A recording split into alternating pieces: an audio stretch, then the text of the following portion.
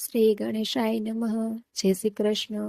આજે આપણે અરુંધતી વ્રત કહેશું, જે ચૈત્ર સુદ ત્રીજના દિવસે કરવામાં આવે છે.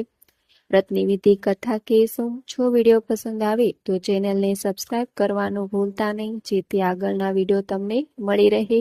અરુંધતી વ્રત. આ વ્રત ચૈત્ર સુદ ત્રીજના દિવસે કરવામાં આવે છે.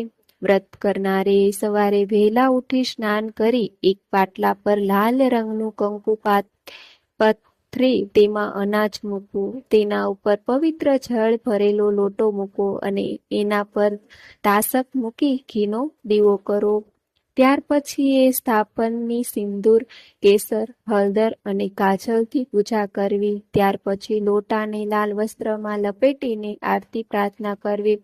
આ વ્રત વિધિપૂર્વક કરનાર સ્ત્રીનો ચૂડી ચાંદલો અખંડ રહે છે. કોઈ એક ગામમાં જન્મા પ્રસાદ